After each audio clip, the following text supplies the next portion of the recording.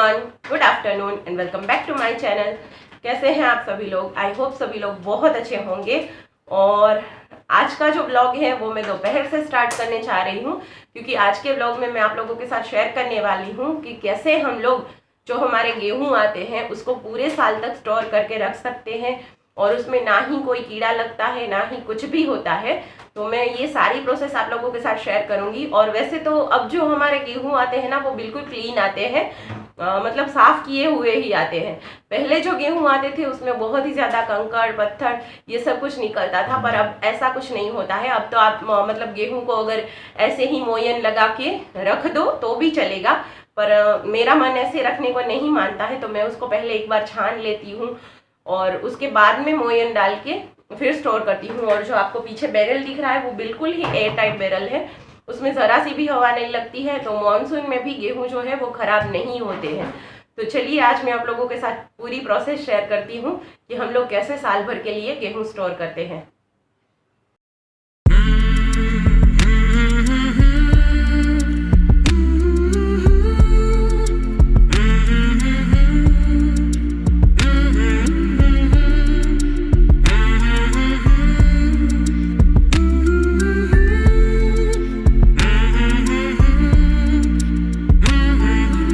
ये देखिए, ये है हमारे गेहूं जो कि टुकड़ा गेहूं है। हमारे यहाँ दो तरीके के गेहूं मिलते हैं, लोकवान और टुकड़ा।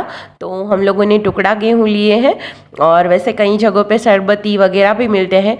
तो कितने अच्छे से साफ़ है, इसको कुछ भी करने की वैसे ज़रूरत नहीं है, कंकड़ पत्थर कुछ तो है नहीं, पर फिर भी अगर छान लेते हैं तो जो इसमें से ये छोटे वाले गेहूँ हैं वो निकल जाते हैं। तो फिर मॉनसून में ना इसके ख़राब होने के चांसेस कम हो जाते हैं। अगर इसको नहीं छानते हैं तो इसमें जो बारीक वाली थोड़ी बहुत डस्ट लगी रहती है, और ये देखिए इस तरीके के बारीक वाले गेहूं निकलते हैं, तो वो भी रह जाते हैं अगर अंदर, तो मॉनसून में गेहूं के ख़राब होने के चांसेस बढ़ जाते हैं। तो इसके लिए इसको छानना बहुत ज़रूरी है। वैसे पहले जो गेहूं आते थे उनको तो छानने के बाद में थाली में ले लेके बीनना भी पड़ता था, पर इस तरीके के गेहूं को अभी बीनना नहीं पड़ता है। सिर्फ अगर हम इस तरीके से छलनी में देख लेते हैं, पर इसमें कुछ होता ही नहीं है, ये बिल्कुल साफ़ वाले होते हैं, तो इसको फिर बीनना नहीं पड़ता है। इसको मैं सिर्फ छान ले रही हूँ यहाँ पे।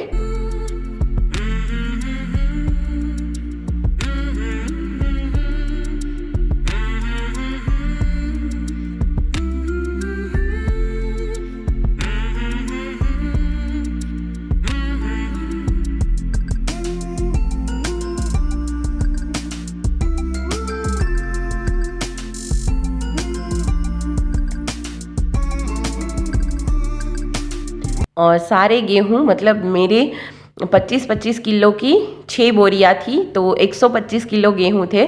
तो सारे गेहूं मैंने छान लिए। आपको तो बस थोड़ा सा ही दिखाया था, पर मुझे 2 से ढाई घंटे लगे थे सारे गेहूं छानने को। और उसके बाद में देखिए इस तरीके से एरंडी का तेल जो होता है, कैस्टर ऑयल, उससे मोयन देते हैं गेहूं को अच्छे से। ये अंदाजे से डालना होता है। इस तरीके से एक जो बड़ा वाला टब रखा है मैंने, हर साल मैं इसी में मोयन देती हूँ। और थोड़े थोड़े गेहूं इसमें लेके, बहुत ज़्यादा गेहूं नहीं लेंगे वरना नीचे से जो गेहूं है उसमें अच्छे से मोयन नहीं लगेगा। तो इस तरीके से हाथों से मसल मसल के इसको मोयन लगाएंगे सारे गेहूं को। और ये एक बोतल में मेरा हो गया था, एक बोरी में 1 किलो तक मोयन लगाएंगे तो सही से हो जाता है। फिर इसको बैरल में भर लेंगे। और हमारे यहाँ ना सभी लोगों के अलग अलग तरीके के मतलब गेहूं स्टोर करने के तरीके होते हैं, सबके अलग अलग। और मैं इस तरीके से मोयन डाल के और फिर इसमें जो पारद की थेपली होती है, मिट्टी में पारद डाल के जो थेपली बनाते हैं, वो मैं अभी आपको आगे दिखाऊंगी। थोड़े गेहूं डालने के बाद में उसमें डालती हूँ, वो वाली थेपली डालती हूँ। और सारे अनाज में वैसे मैं वही वाली थेपली डालती हूँ और इस तरीके से स्टोर करती हूँ। और कई लोग होते हैं जो कि झंडू की छोटी वाली गोलियाँ आती है, उसको कॉटन के कपड़े में पोटली जैसा बना के वो डाला जाता है। मैं भी पहले वहीं डालती थी, पर अभी ये पारद की जो बड़ी वाली थेपली आती है वो आसानी से गेहूं में मिलती भी नहीं, और जब भी हमको गेहूं पिसवाना होता है तो भी हमें जल्दी से हाथ लग जाती है। तो इसके लिए मैं पारद की ही बड़ी वाली थेपली डालती हूँ। और दूसरा तरीका होता है बोरिक पाउडर डाल के स्टोर करना, जिसमें मोयन नहीं लगाया जाता, सिर्फ बोरिक पाउडर छिड़क के स्टोर करते हैं। और कई लोग होते हैं जो कड़वा नीम होता है उसके पत्ते डाल के स्टोर करते हैं। पर कड़वे नीम वाले पत्ते डाल के स्टोर करना और बोरिक पाउडर में दो दिक्कतें रहती है, क्योंकि कड़वा नीम जो होता है वो फिर सूख जाता है, तो फिर उसका कचरा हमें निकालना पड़ता है। और ये देखिए इस तरीके की पारद की थेपली डाल के मैंने अपने सारे गेहूं स्टोर कर लिए हैं। और बोरिक पाउडर में भी वही प्रॉब्लम रहता है कि फिर गेहूं पिसवाते टाइम उसको बहुत ही ज़्यादा छान के और फिर देख के हमें पिसवाना पड़ता है। तो ये देखिए मेरे 125 किलो गेहूं आ गए थे इस बैरल में, और फिर भी अभी भी जगह बची है। और ये देखिए ये है मेरे पिछले साल के गेहूं जो मैं अभी आपको दिखा रही हूँ कि इस तरीके से स्टोर करने पे ना ही गेहूं में कुछ भी नहीं लगता, ना ही कीड़े लगते हैं और ना ही कुछ होता है। तो ये मेरे पिछले साल के थोड़े से गेहूं अब बच गए हैं, तो उसके बाद में हम लोग नए वाले गेहूं स्टार्ट करेंगे।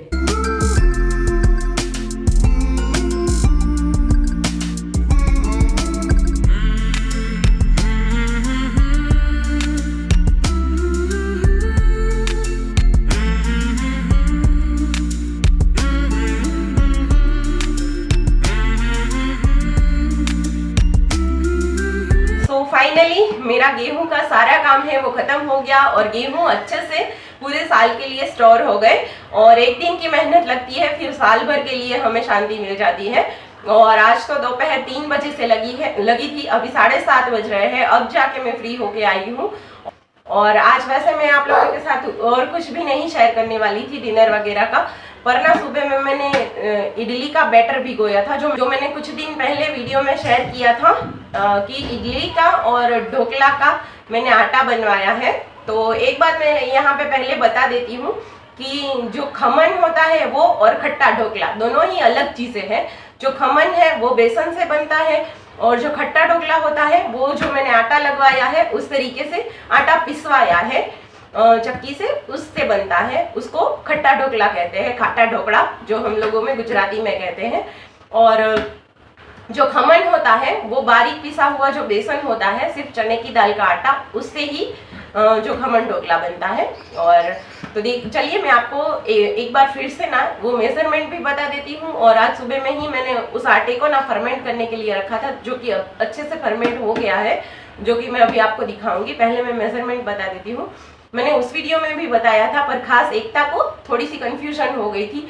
तो ये एकता प्लीज ये तुम्हारे लिए है, तो ये वीडियो देख लेना। और अगर मेजरमेंट में फिर भी कुछ कंफ्यूजन रहता है तो तुम मुझे कमेंट में पूछ सकती हो। तो ये देखिए ये 1 कटोरी अगर आप चावल लेते हैं, 2 कटोरी चावल लेते हैं तो 1 कटोरी उड़द की दाल लेनी है। ये इडली का आटा पिसवाने के लिए है ये मेजरमेंट। अगर इस कटोरी से आप 2 कटोरी चावल लेंगे तो 1 कटोरी उड़द की दाल। और जो ढोकला है उसका खट्टा ढोकला, उसका आटा अगर आपको पिसवाना है तो दोनों ही सेम, मतलब 1 कटोरी चावल और 1 कटोरी चने की दाल। इसमें आप थोड़ी सी मूंग की दाल भी मिला सकते हो, छोटी वाली कटोरी भी मूंग की दाल भी मिला सकते हैं, तो भी खट्टा ढोकला अच्छा बनता है। और एक बात याद रहे कि दोनों ही चीज़ें आपको दरदरी पिसवानी है, चक्की पे जाके बोलना है कि उसको मोटा वाला पीसे, दरदरा पीसे। क्योंकि अगर बारीक पीस दिया, जैसे हम रोटी का आटा लगाते हैं वैसा वाला फाइन पीस दिया, तो फिर आपकी ना ही ढोकले अच्छे बनेंगे और ना ही इडली अच्छी बनेगी। तो आपको ये बात याद रखनी है कि उनको बोलना है, या तो फिर आपके पास घर पे आटा मेकर है तो भी आपको उसको दरदरा वाला पीसना है। तो आज मैंने ना सुबह में जो इडली का आटा बनाया है, तो आज मैंने सुबह में जो इडली का आटा पिसवाया है उसमें ना छाछ डाल के, खट्टी दही डाल के फर्मेंट होने के लिए रख दिया था। तो बहुत ही अच्छे से फर्मेंट हो गया है। अभी मैं आपको बैक कैमरे से दिखाऊंगी और इससे फिर वापस मैं कैसे इडली बनाती हूँ वो भी आप लोगों के साथ शेयर करूंगी। तो ये देखिए ये है मेरा इडली का आटा जो मैंने दरदरा सा पिसवाया था। तो जितना मुझे चाहिए उतना मैं थोड़ा सा एक बर्तन में निकाल लूँगी और इसमें छाछ डाल के, इसको थोड़ी थोड़ी छाछ डालनी है, बहुत ही ज़्यादा एक साथ नहीं डाल लेंगे। अगर आपके पास छाछ नहीं है तो आप दही और पानी भी मिला सकते हो। और पानी भी एक साथ बहुत ज़्यादा ना मिलाए, थोड़ा थोड़ा करके मिलाए, क्योंकि बहुत ही ज़्यादा इसको ढीला नहीं रखना है, बहुत ज़्यादा पतला बैटर नहीं बनाना है, क्योंकि ये ऑलरेडी फर्मेंट होने के बाद में पतला हो ही जाता है। तो आप इसको थोड़ा सा गाढ़ा ही रखें।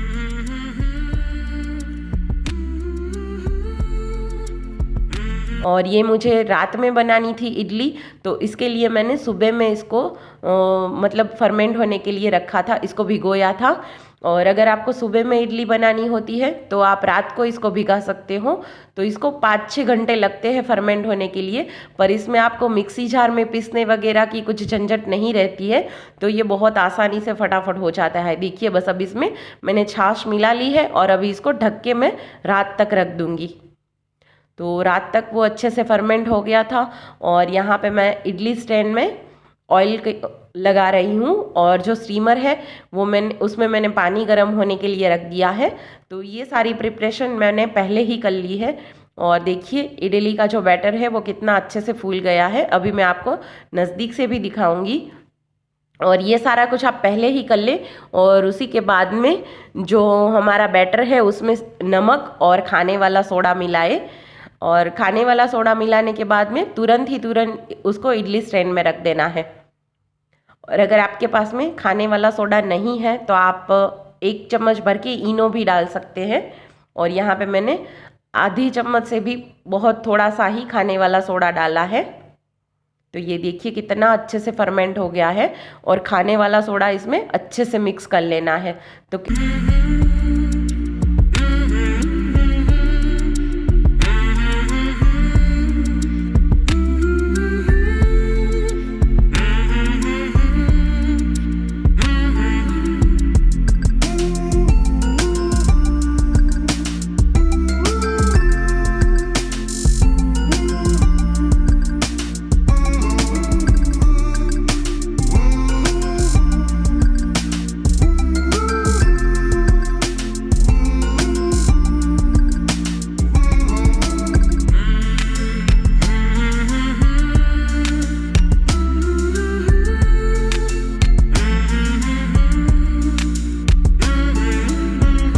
देखिए इस तरीके से मैंने इसको स्टीमर में स्टीम होने के लिए रख दिया है। इसको 5 से 10 मिनट लगते हैं स्टीम होने के लिए, बहुत ही ज़्यादा देर नहीं लगती है। और इसको आप छुरी डाल के चेक कर सकते हो, अगर छुरी साफ़ निकल के आ जाती है तो फिर ये इडली तैयार है।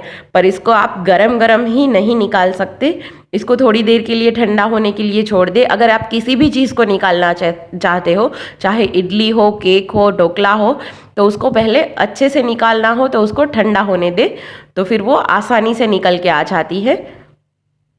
तो देखिए कितनी सॉफ्ट बनी है हमारी इडली। जैसे हम मिक्सी में बैटर पीस के बनाते हैं वैसी ही इडली बनती है हमारी, पर ये बहुत ही ज़्यादा फटाफट से बनती है।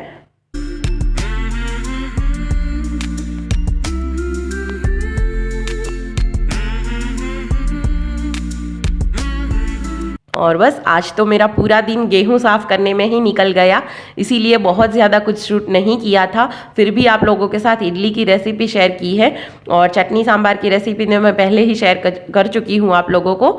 तो आपको ये वीडियो ज़रा सी भी पसंद आई हो, यूज़फुल लगी हो, तो प्लीज़ लाइक ज़रूर कर दीजिएगा।